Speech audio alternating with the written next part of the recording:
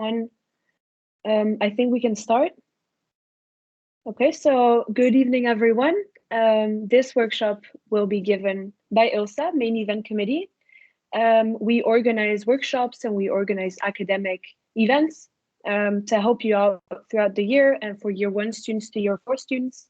I'm here tonight with Carolina, with Nadia, with Pierina and Nika, and our guest tonight is Ms. Kemshaw. And I will now give the floor to my colleague and friend, Nadia. Hello, everyone. I'm just going to quickly introduce myself and also introduce Ms. Kemshaw. So I'm Nadia. I'm a third-year international and European law student, and I'm also a member of ILSA Main Events Committee. And I'm very happy to introduce Ms. Kemshaw, which is going to be our guest speaker of today. She's currently a lecturer in legal skills and private law of our faculty, as many of you for sure know. And Ms. Kemshaw specialized in international arbitration, mediation, and complex multi-jurisdictional disputes. And she worked as a litigation practitioner in private practice for Lawson Landell and Torres LLP, which are two renowned Canadian law firms. And this before transitioning to De Brouw Westbroek in Amsterdam, where she worked as a counsel in international arbitration and dispute practice, as well as in the field of litigation.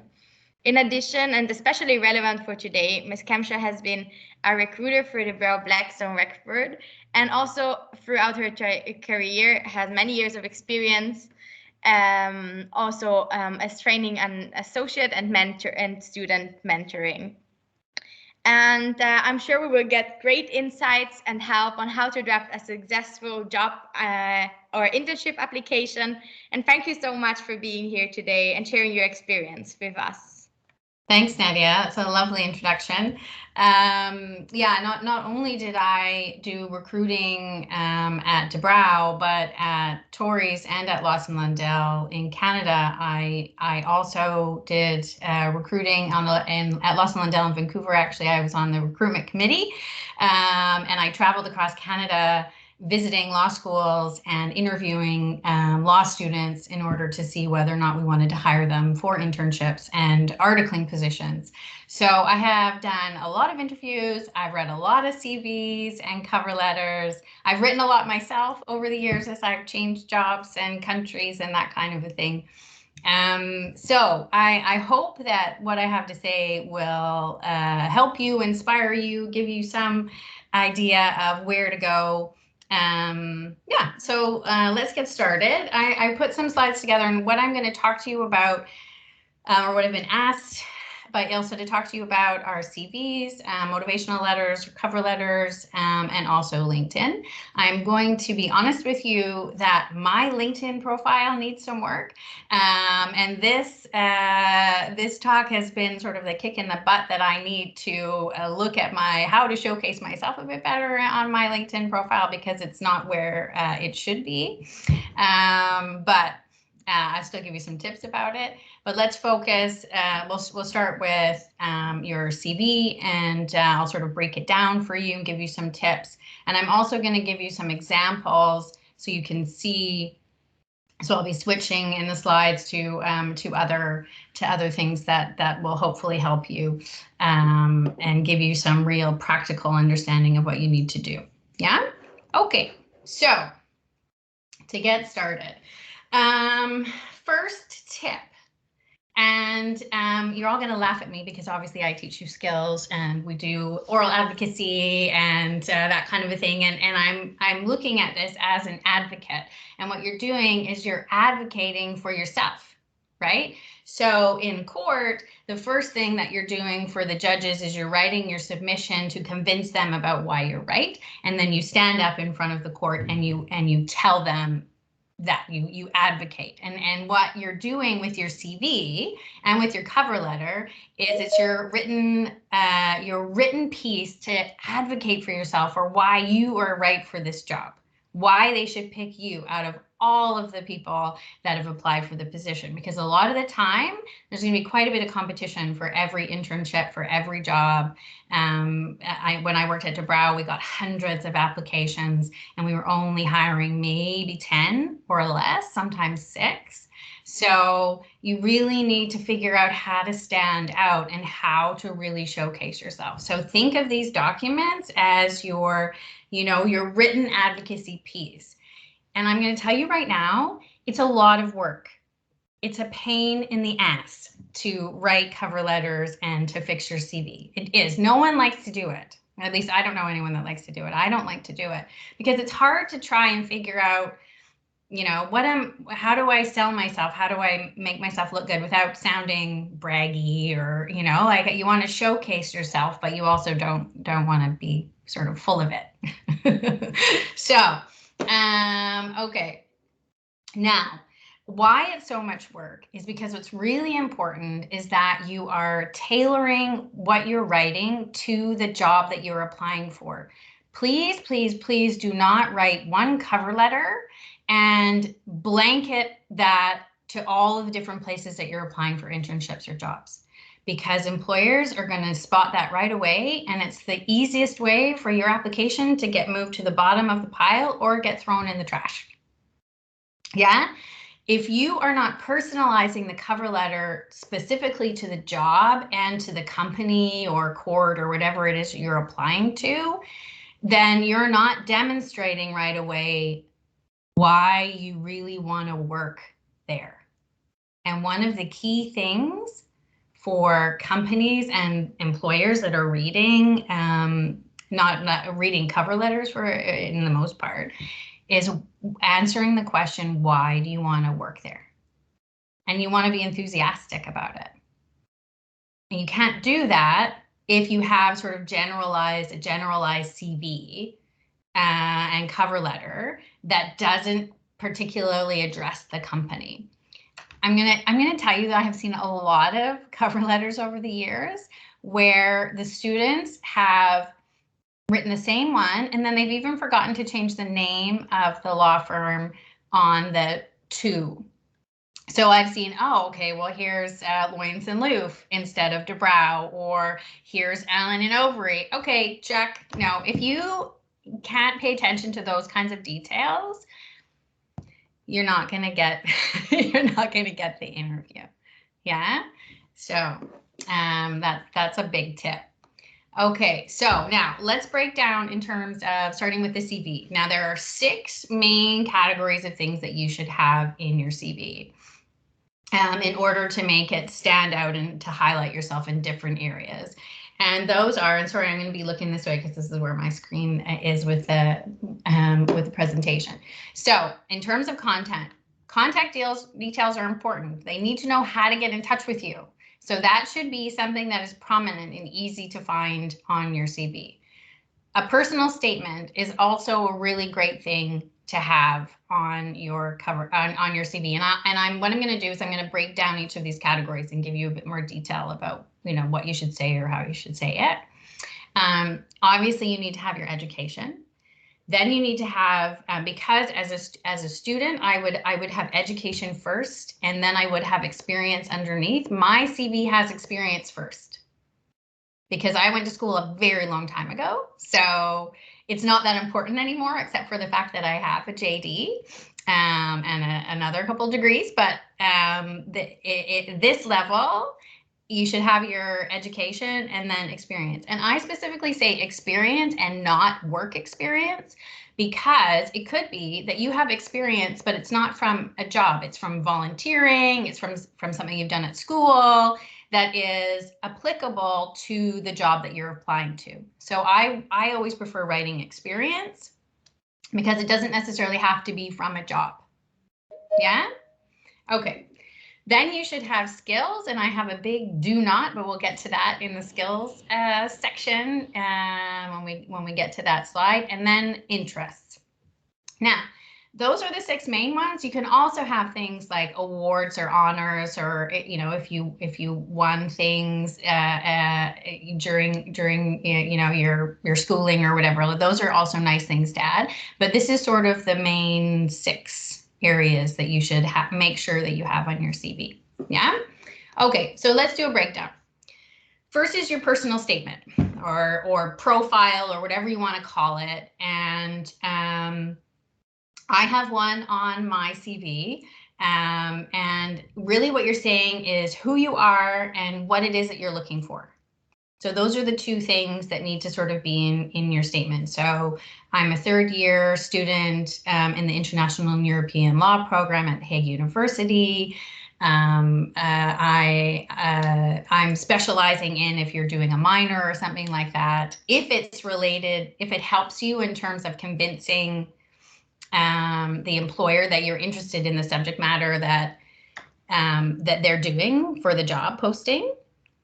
And I'll give you an example in a few minutes. And then what you're looking for. So I'm looking to gain professional experience in blah, blah, blah. And these are the kinds of profiles or ones that you can actually tailor to kind of have trigger words that you see from advertisements and internships and put it right at the top of your CV to give, I always say, give yourself a little hook, like a way where they're like, oh, okay, this person is, interested in compliance or whatever, depending on what it is that you're applying for.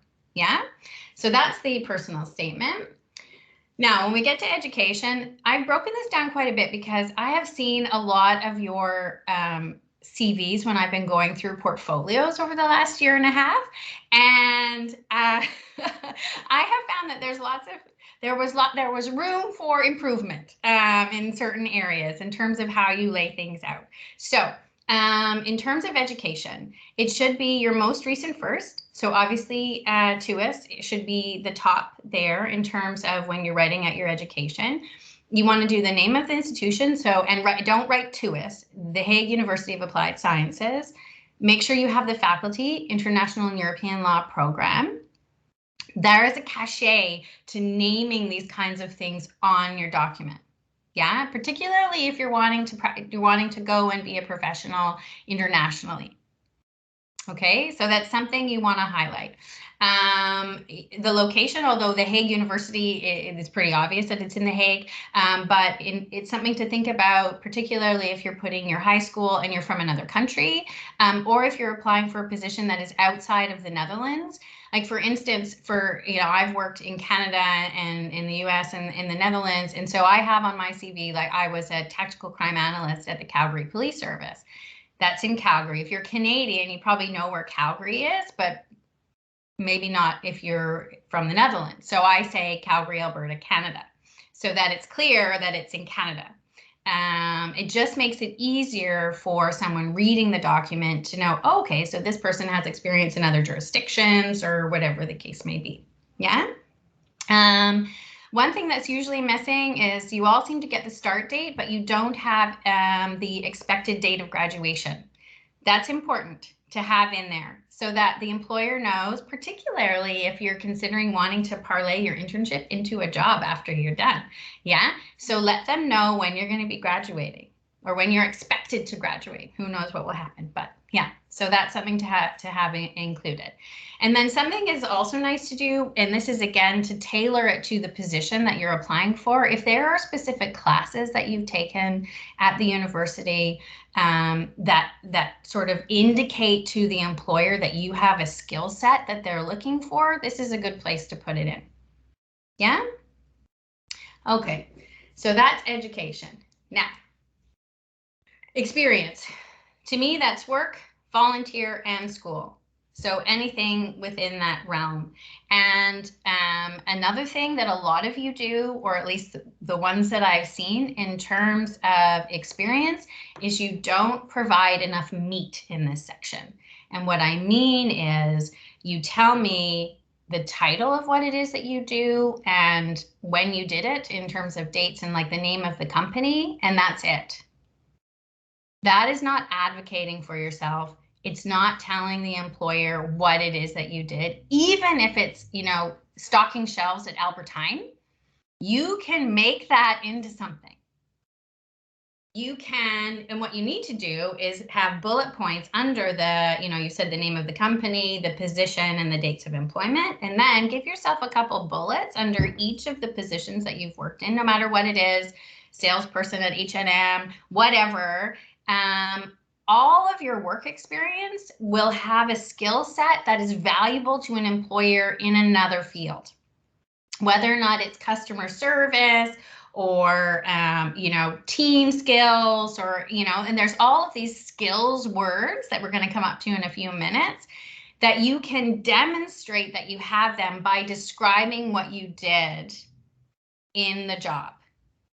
Yeah? Does that make sense? I hope. Okay.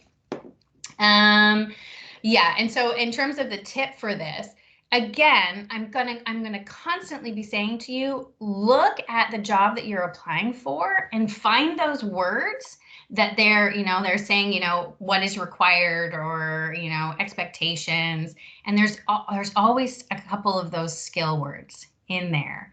And then what is like the best sort of meat that you can do is you can take that word from the advertisement and explain how you acquired that skill and whatever experience you had. Yeah, but it sometimes requires a little bit of like brainstorming. Okay, how can I describe this in a way that gets me to like team building or whatever? Yeah. Yeah. Okay. Skills. Now, skills means languages, IT skills, like the fact that you are all now proficient on Teams, and that those are the kinds of things that you should include in a skills category. What you should not do is this. Please do not write, and I've seen this so many times, just a list of skills like proactive, good communicator, team player. What the hell does that mean? That doesn't tell me anything. It just means you know skills words, and you went and got a thesaurus out and wrote some stuff down that potentially looks good. But you're not demonstrating to me that you actually have those skills. Being able to write a list of them doesn't mean that you have them, right? So that's why I say the skills that are within sort of the advertisement, or things that you really want to showcase for yourself, have that in the experience where you're actually giving examples of proactive, good communicator, team player, whatever. And then in the skills category, have actual, tangible skills like language skills and computer skills and that kind of stuff. Yeah. Okay. Now, interest is usually the final category. There's no rocket science to interest. This is something that, as a recruiter, as someone that has done a lot of interviews, I always look for an interest section, because it gives me something to talk to the students, the lawyers about beyond the job. Because part of it for me when I'm interviewing is to figure out whether or not I actually want to work with this person. Am I going to want them on my team? Am I going to want them, are they, are we compatible personality wise? And it relaxes students in particular to talk about things that they're interested in, whether or not that's music or dance or, whatever, theater. I'm giving all the arts things because those are the things that are on my list. But whatever the case may be. But to be clear, things like reading, it could very well be an interest. You love to read, but make it a little bit more specific. Is there a genre that you like? Something that again has that hook that then people within the people that will be interviewing you can say, oh, I see that you have an interest in this, and then you can chat about it. So things that you have stories about or you like talking about are nice things to include in the interest section. Yeah. Okay, now I think I'm about to get into, final tips. Okay, so final things in terms of CVs. First, for what level you are all at right now, 1 page is enough. Doesn't need to be longer than 1 page. Okay, do not try to make it longer than 1 page by filling in shit. Make it clear and concise, but also meaty at the same time. I know you're thinking, Ms. Kemshaw, what the heck do you want? But I hope you get it. A simple layout is important. I'm going to show you an example in a second. Really, really, really no spelling mistakes. My eye, as some of you know who I've marked your assignments, immediately goes to spelling mistakes. There's no excuse. There's spell check. So make sure that there's no mistakes. This goes for CVs. This goes for cover letters as well. Make sure that you're spelling everything correctly. That's important. It's details, particularly in the legal profession. Yeah, so that's something really important. It seems like, intuitive, but you would be surprised at the number of submissions I've seen that have spelling mistakes. Now, picture. The reason I say careful is because the majority of people now put a picture on their CV, but careful about your picture choice. A picture of you where you look absolutely, stunning and hot may not be the best one to use to show your professionalism and your ability to work in the legal profession. So, remember that in terms of the picture that you're using. And you may look fabulous, but is it a professional photo?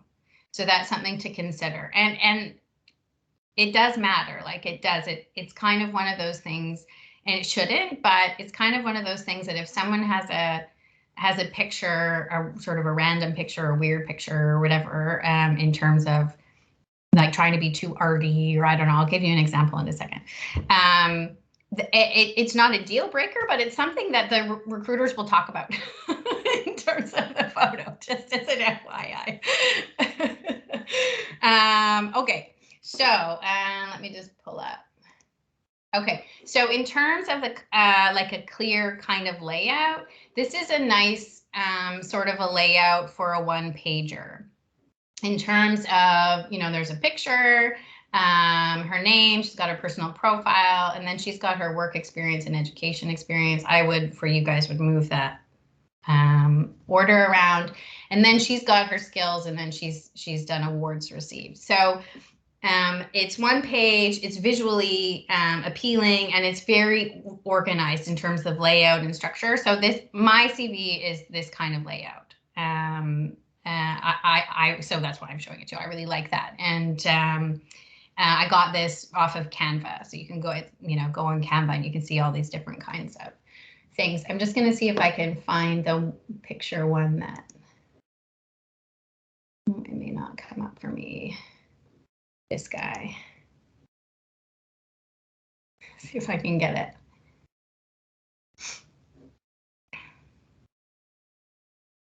Oh, my computer is so slow. Sorry, guys. See if I can. Okay, Harper, where are you? Where's your picture?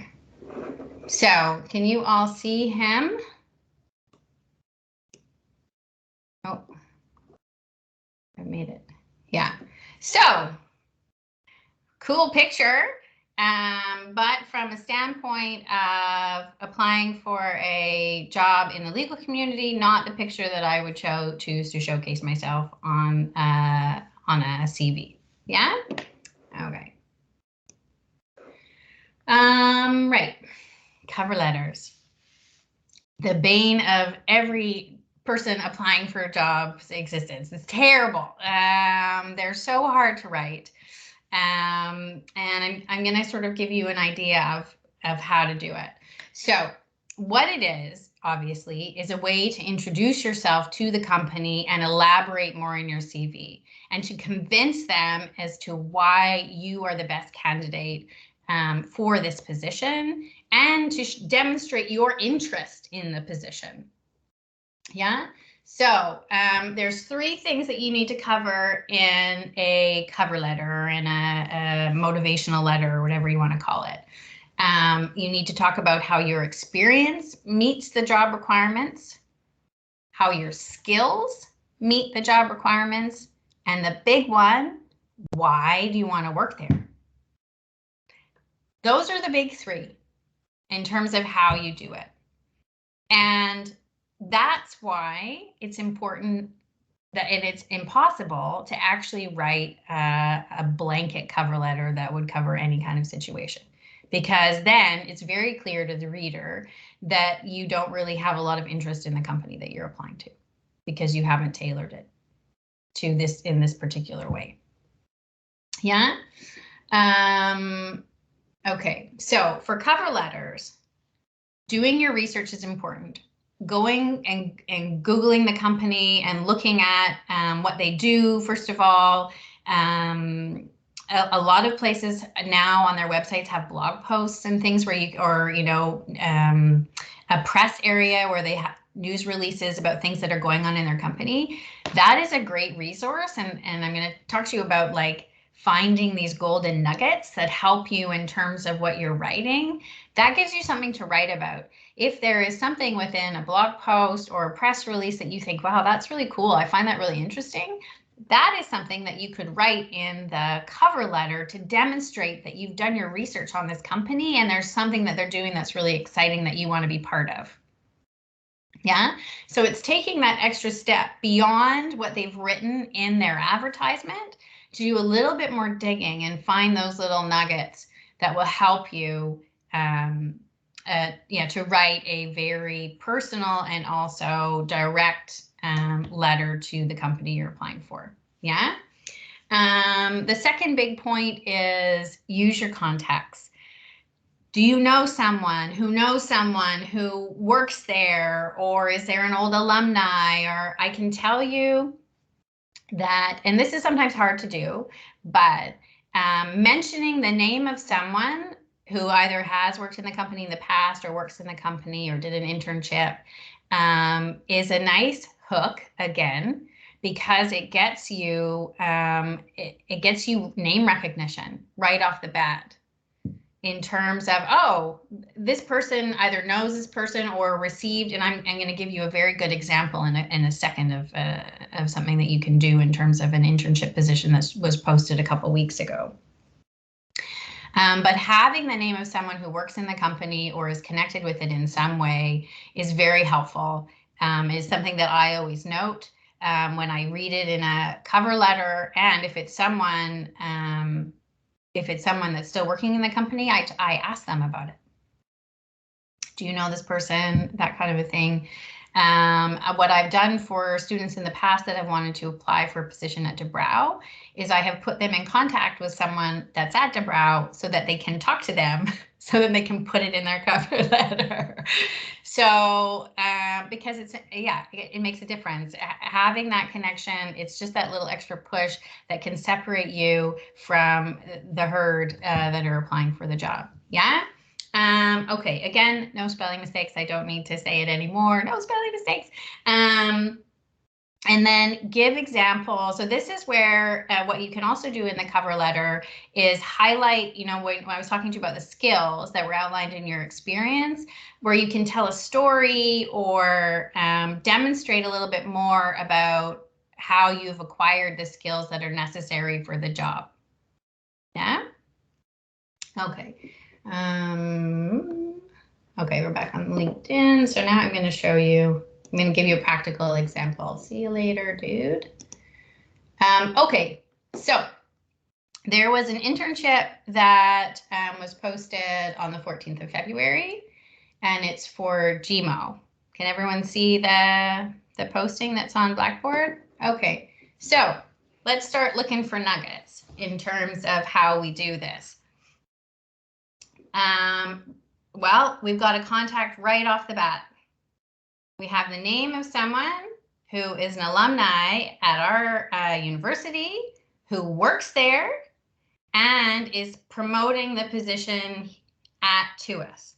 So in your cover letter, you can say, I saw the posting that Miss Sharon Rausch, an alumni from our university or from my university, you know, like you already have tied it to someone who's working there, and then they're like, oh, okay, this is someone who went to the same university, will have had the same training, she's an employee there, which means you might be a good candidate just by the fact that you've made that connection and driven it home a little bit more for the HR department, whoever is going to start reading the cover letters and the CVs. Okay, so that's the first golden nugget. And then we look at, okay, so they're looking for compliance interns, and they're highlighting a certain countries. So Italy, Greece, Germany, UK, and Netherlands. And Mr. Lange is letting you know that the recruiter is keen if you have one of these languages. So obviously, for your skills section in languages in your CV, if you have any of these languages, they should definitely be highlighted in the skills section. Yeah, so that's the second thing in terms of a nugget of where you want to make sure that you have that in there. Okay, now if we go to the actual job advertisement, there's a whole bunch of information here. And I'm not going to take you through all of it, but some things that jumped out at me that I think are useful for you to pay attention to. One is right here, when they're talking about the role, it says, we encourage candidates to bring ideas for projects they would like to work on. Ding, ding, ding, ding, ding. That is something that they're looking for in terms of you being interested in the company. So, do you think that would be useful to write about in your cover letter? Yes. and so you should think about that if there's anything that, you know, if this is a position that looks interesting to you, but they're telling you what to say, basically, right? They're giving you a little golden nugget of, you know, talk about this in your cover letter. Yeah, so that's one thing. And then obviously the job specification is important, everything is important to read, but if we get down to the person specifications, so this is obviously things that need to be highlighted both in your cover letter and in your CV. The first is an interest in the online gambling industry. You have to have something in your cover letter that talks about that. Full stop. It's mandatory. If you do not mention it, you're not getting an interview. Strong analytical skills. I always find this funny because, I mean, if you're a law student, I really hope that you have strong analytical skills. That's the whole point. That's what we teach. And I'm traumatized as a skills teacher if you're not, if you don't have this. But you need to, obviously, it's something that's important to them. So you need to highlight it. Something that will distinguish you, probably anyone from TUIS compared to other universities that are applying for this internship, is that legal analysis is a particular course and a competence that is stressed within the skills department, which other universities do not have. So the fact that you have taken legal analysis area skills, what is it, skills 2, and then what is it, skills 5, those are classes that you may want to highlight in your education, you know, when you're talking about your education in your CV, or that you talk about in your cover letter in terms of your analytical skills and the extra things that you've acquired as a result of working at learning at applied sciences, particularly at TUIS. Yeah. So, yeah, I would, that is the kind of thing in terms of, you know, demonstrating to them analytical skills. That's an easy one. Yeah, just being a law student isn't going to be enough.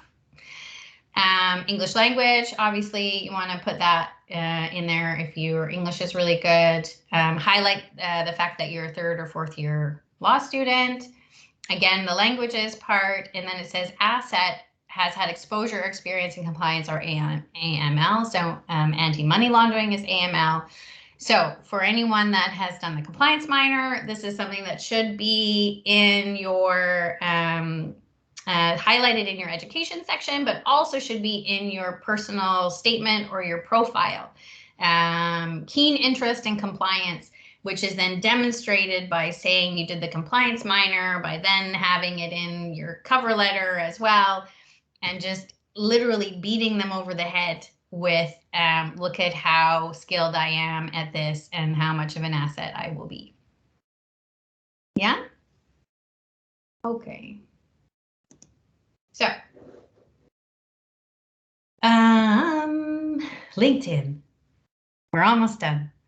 So for LinkedIn, LinkedIn is a pared down version of your CV, and it's not something that necessarily is a living document like your cover letter and your CV.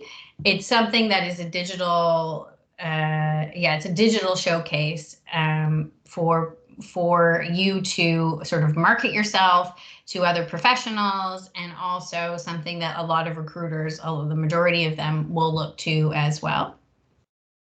It doesn't necessarily have to be as detailed as what you would write in a CV for a job application, but there are certain things that you need to have, right? And it's really similar to all of the advice I gave you for the CV. Again, there's the picture, make sure it's something appropriate.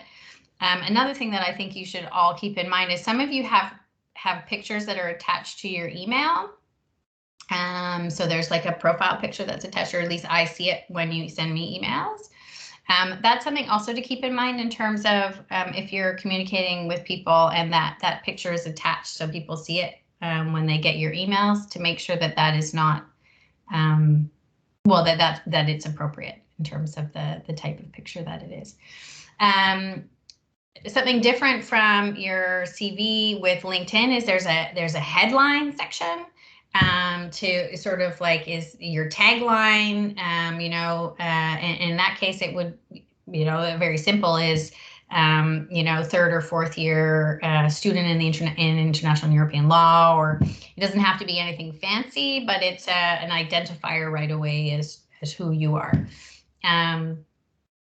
Again, you should have a personal statement, the profile, and then again, in LinkedIn, it's experience, then education, then skills. And skills in this case is like, are the words.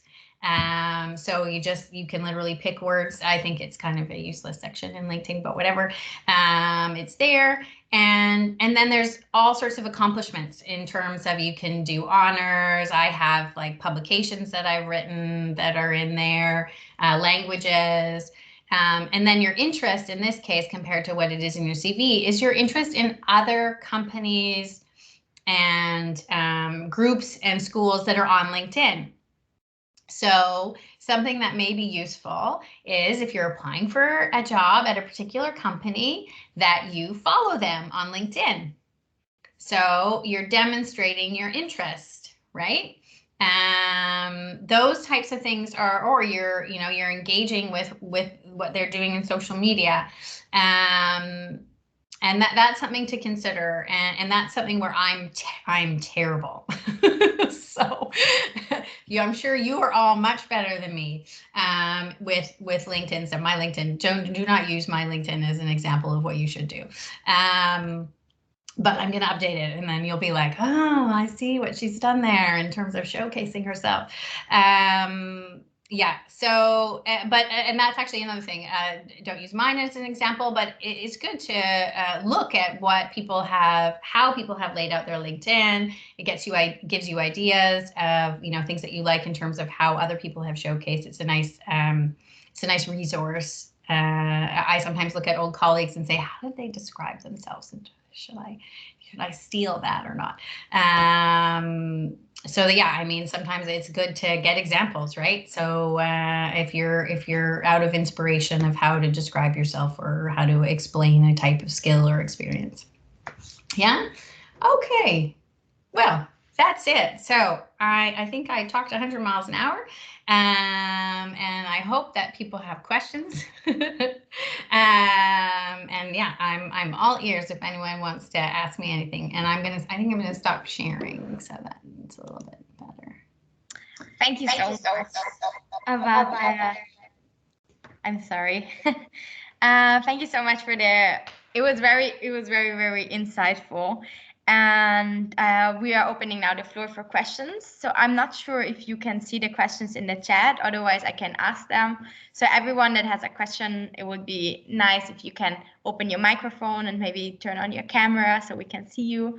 If not, also if you ask in the chat and Ms. Kemshaw can see it, I will ask the questions. And if you don't mind, I will go first. I already have a question that I would love to ask. Sure.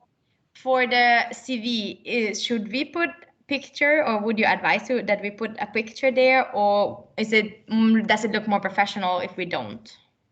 The majority of the CVs that I have seen now all have pictures.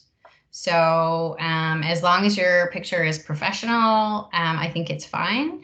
If you don't feel comfortable putting a picture, then don't put a picture. So there's no right or wrong.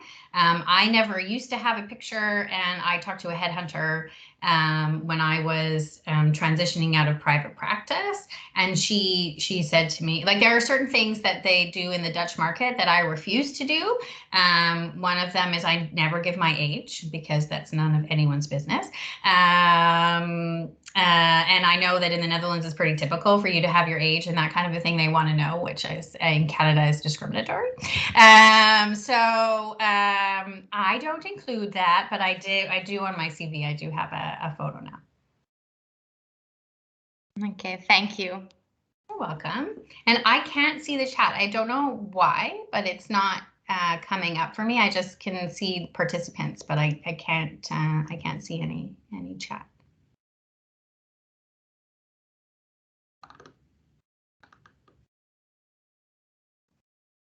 Can you hear me? I can hear you now. You were muted. Okay, perfect. Thank you. Yeah, there is a question in the chat from Verena, and she asked what type of education or certificates should not be put in our CV, or what should be left out there. It's a good question. I think that as you get more experience, things will fall away from your CV as they become less relevant. So in terms of education, I think saying where you went to high school, and if there's anything pertinent in terms of awards or certifications that you got that showcase you, then definitely put that in. Excuse me, but I wouldn't include like all the courses that you took in high school or anything like that, unless it's obviously pertinent to the job that you're applying for. But I mean, yeah, if it's a way to showcase who you are and your accomplishments, then the sky's the limit, I think, in terms of what you can include.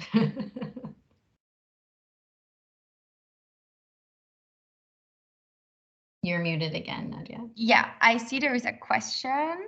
I see Veronica's name. Or... Yes, I just, yeah, if you already see Veronica, then please. I can see anyone that has their hand up. So now. I see William and I see Veronica. So Veronica's first on my list. So I'm happy. Veronica, if you want to turn on your mic and ask your question. Yes. So I just would like to continue with the topic of certificates and courses. Sure. Because I think we have all noticed that on LinkedIn, there is a huge trend of taking, like online courses, like through Coursera and other websites like that. And I would like to know, what is your thought about that? If you see, like, for example, a student taking these kind of courses and then they're also sharing it on LinkedIn. I'm always curious what it is. So when I see it coming up, I mean, if you have done something and that you received a certification for, like, I mean, I just got my certification as a teacher here in the Netherlands. So I just got my BDB and my BKE, and I have not highlighted that on LinkedIn, and I'm going to. So I mean, you should be celebrating those kinds of things. I think it's great.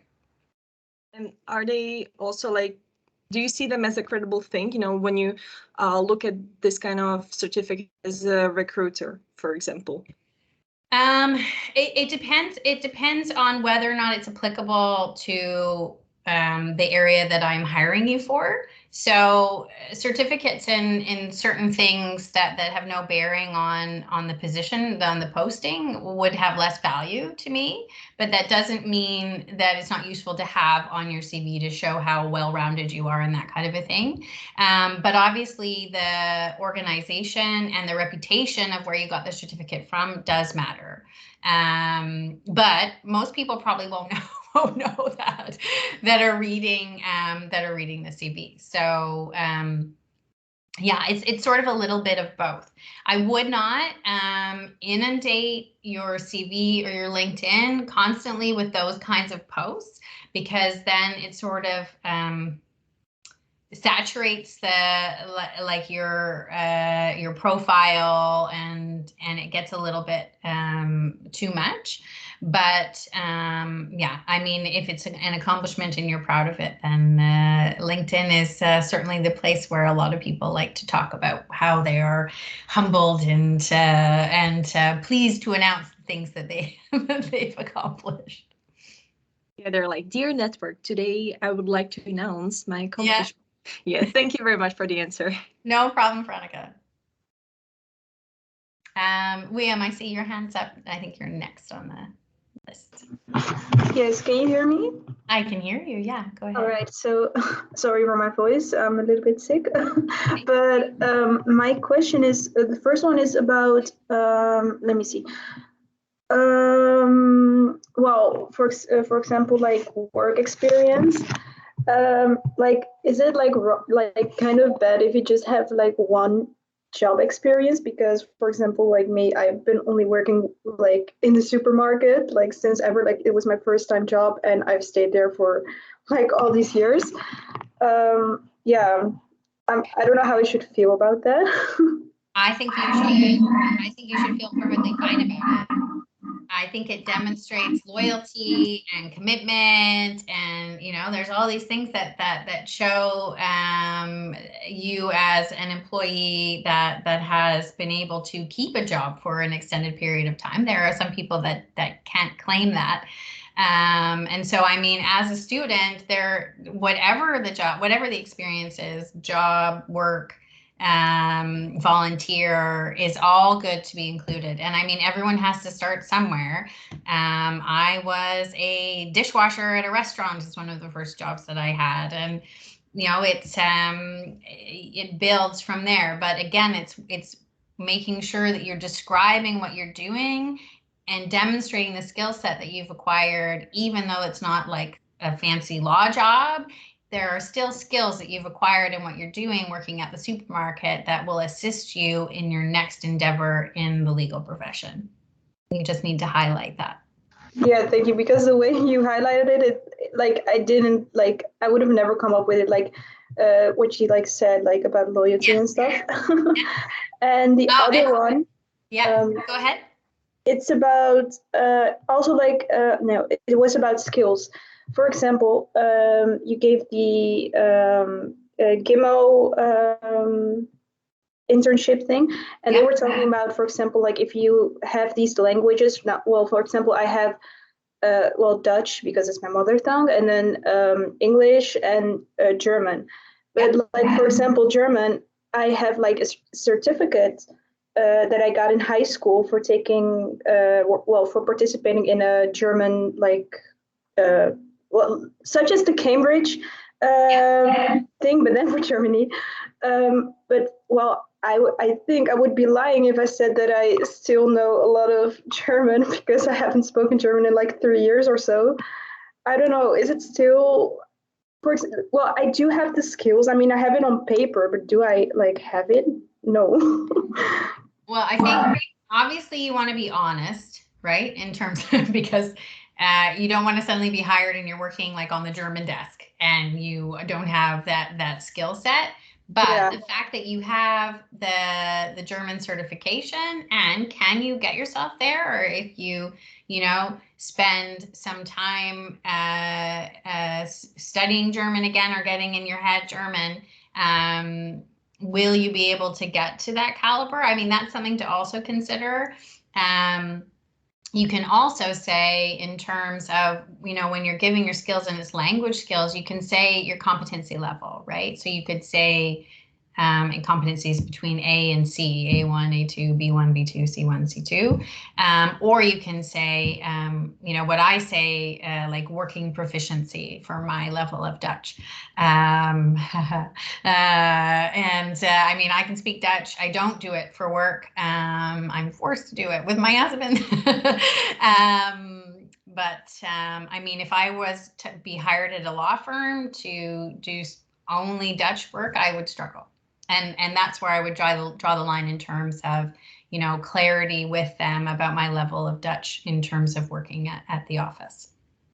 So I think for your own comfort and also not to mislead the employers, there has to be a line there. But the fact that you do have this German certification and that you do have the experience, I mean, I would highlight that, but then I would say in terms of your German, when you're listing your skills, you know, whatever you feel comfortable with in terms of the proficiency level that you have. All right. Yeah. Thank you very much. You're welcome. Okay, Lisa, you're next. Yeah, hi. Hi. So right now I'm on exchange in the UK, and I was just wondering, where should I put that on my CV? Because that's obviously something I would want to put on there. I don't know. Definitely. I would have that in education. All right. Yeah.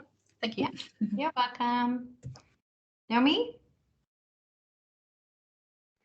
Yes, thank you. I hope you can hear me well. Yes, I can hear you. Perfect. So my question is the following. I recently had the possibility to show my CV to professionals who mostly are from America and who are like active in the environmental law field, which was amazing. Mhm. But then I got my CV like incredibly humbled based on the format, because they weren't used to like this format that we know from Canva with the nice photo and the different sections. And it was a really interesting experience because there was no critique based on my CV itself, just on the format. It was like I was roasted basically.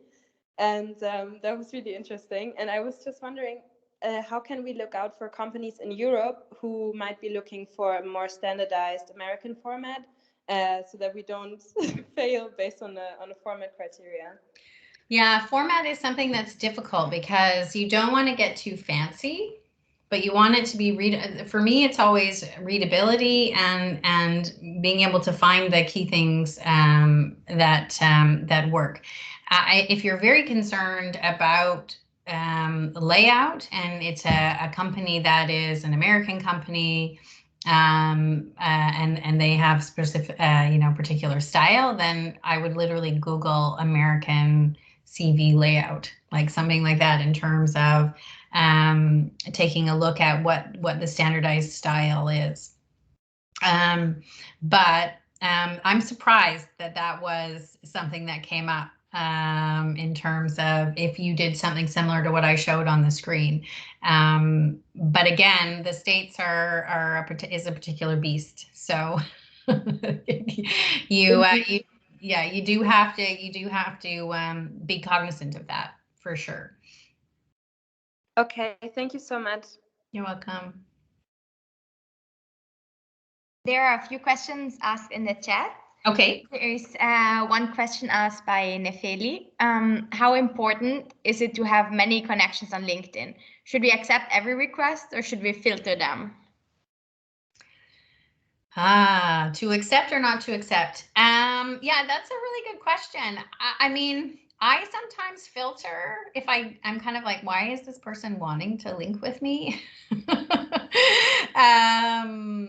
I don't do that with any of the students, but I do that with random people, you know, from different countries where unless they're, you know, I think, oh, this is someone they're probably going to contact me and ask about getting a job in the Netherlands. So I'll accept their request. But, you know, it's a comfort level for you, I think, in terms of you want to link with the right people in terms of creating a professional network for yourself. Part of LinkedIn is also what other people post and what you see in terms of your feed. And so linking with people that are in the field that you want to work in is very useful, because then you find out about stuff that's going on, new developments, conferences, those kinds of things that help increase your profile and also keep you up to date on what's going on in the community. But again, there's always the concern that LinkedIn is becoming like a dating ground where people are linking with you because they like your picture and they're going to message you for something completely unrelated to the professional field. So that's something that you should be careful of as well. Thank you. Thank you so much for your answer. There are two more questions. Okay. And there is one question asked by Marcy. And do recruiters place importance on your grade average when they are looking at applications? And should we mention that in our CV? Yeah, so if the recruiter asks for your transcripts, then they definitely place weight on your marks. So DeBrow, for instance, transcripts are mandatory. There will be a cutoff for grades. I've worked in big law, and big law, the starting point is top students. The best of the best from the law schools, and then you interview, and there's a culling that goes almost exclusively on transcripts from the beginning. That is not universal. That is a very unique situation for a particular style of law firm. So one thing that I talked about last year when I gave this talk, but when I was talking about it in terms of interviewing, is if there are anomalies on your transcript. So if you have, a steady stream of good marks, and then there's one mark that's kind of like completely out of left field, or you failed it and had to do it another year, that may be something that you want to put in your cover letter and explain, or be able to explain it in an interview context. So I have that on my transcript. I have one class from my second year that I totally bombed. And so I made a point of, when I was applying for jobs out of law school, to mention it, because I was worried that it would affect me, because all of the places I was applying to asked for transcripts. But again, that is something that will be dependent. This internship job at GMO, there was no mention of transcripts in terms of the request. So you wouldn't have to concern yourself with that. So it's only if there's a request that then you would consider it will be a factor in terms of, well, one, how many students apply, or how many applicants, lawyers, legal professionals apply. And then if there's a lot of them, sometimes the starting point before the hiring committee even gets involved is when it's purely HR or recruitment, is that they'll use the transcript as a way to get rid of some of the applications, so that you're not looking at, say, 100, you're only looking at 50. Yeah. Maybe not what everyone wants to hear, but that is what happens in reality in some cases. Yeah. Thank you. Sure. Was there more in the chat, or I see there's now hands up? So. No, that was all from the chat. Thank you. Okay. So Nomi's got her hand up again. She's gonna roast me about the grades. Go ahead. No, it's just a follow-up question. Because how is it then later in our careers? Will our grades still be that significant, or will then the experience be more significant than the grades, for example? Completely depends on where you're applying. When I moved to the Netherlands and I applied for the job at DeBrow, they asked me for my transcripts, even though I'd been practicing law for 9 years and I was up for partner at the law firm that I was working at in Canada. Wow, okay, thank you. Yeah. Maria? Yes, hi, good evening. And Hi.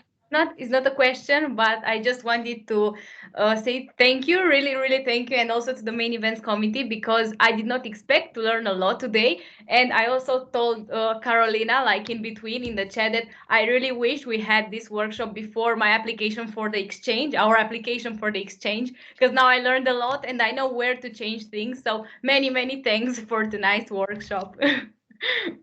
My pleasure. Okay, I think Carolina, you've got your hand up now. Yes, I have a follow-up again on the grades. So Sure.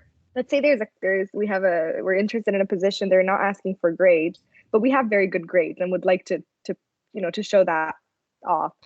Can we put that in our CV, like current average, or like would that be something we could do? Yeah. Show that we're dedicated or whatever. Lots of people do that. Okay. Lots of people do their GPA, their grade point average, or their Yeah, definitely. If transcripts are something that is not requested, and you are a top student and you want to highlight that, then putting it in your education section in terms of what your average is, if it's a good average, is yeah, useful to do. Great, thank It's you. a way of bragging without really bragging. Yeah, kind of. Yeah. Veronica, I see you've got your hand up. Yes, so I'm not sure if I missed it, but I hope not. In terms of cover letter, how long should it be, right? Because I guess it should be maximum 1 page. And how many paragraphs? Because I think that it should have a structure, right? Like you should. Oh my gosh, yes. Yes. You should say why or from who you heard about this position, let's say. And what are the next parts of the cover letter? Goodness, I feel like I'm teaching skills 6 again, and I'm giving you guys the template. Yeah, so a number of paragraphs, it depends, because it depends on, it shouldn't be more than, it should only be 1 page, because you don't want to eliminate yourself because yours is too long and they just don't want to read it. So that's something to keep in mind, is that the people that are looking at these are busy. And so that's why having a CV that is very well laid out and easy to read, and then having a nice structured cover letter that's both are only 1 page, is a great start. But yes, you should obviously introduce yourself in the first paragraph, and then provide that connection if you have it, in terms of how you heard about it. You should then go in a paragraph explaining your experience and how it relates. You should then talk about your skills and how it relates, and then you should talk about why you want the job. Yeah, so I think that's 4 paragraphs that I've just said. And then you should always have your closing with your pleasantry. You got marks on your exams for that. And that's what you also need to do. So it has to be structured, professional, well-written in terms of language. Also, no run-on sentences, short, concise language.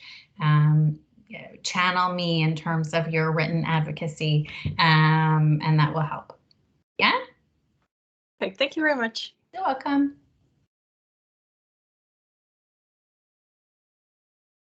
I think we might be done. Yeah, I think we've covered them all. In an hour. Oh, yay. Yes, it was very great. Thank you. And I think Virina is now going to conclude the session. But thank you so much also on my behalf. It was very useful because I was writing applications for internships, and I struggled a lot to see what was actually necessary for the cover letter and what not to put there. And I think I've learned a lot, because like a lot of those generic skills, I've had them on my CV. A lot of you do have them. Please take them off. I will for sure do that. Thank you. Okay, well, thanks to all of you for your questions. I really hope that it was helpful. And also use your lecturers as resources, particularly for your mentors, or so when you're doing your portfolios and you have to include your CV. It's something that you can ask them to look at and give you tips. I always do with my tutor groups. I sit down with each one of you and talk to you about what needs to be fixed in your CVs. So yeah, I mean, you've got this great group of resources, but I hope that this will at least get you started and on the right track. Yes, so good evening. I also wanted to say that it was super useful. I'm in year 1, and we had, for the GAPD, we had to deliver our first CV, sort of. And I didn't know that there were actually so many things that we could improve and to add to the CV, and also for the cover letter, which is, for me, at least, is a kind of new topic. Yeah. Yeah, I wanted to thank you so much for this session, and I will now conclude this event. I wanted to thank you, all my colleagues from ILSA, from the many events, which helped for the organization for today. I want to thank you personally, with these tips which were very useful and insightful. And yeah, I also wanted to thank all the people that are here present to the event. And yeah, that's it. Thank you very much. Thank you. Have a great evening, everybody, and a lovely spring.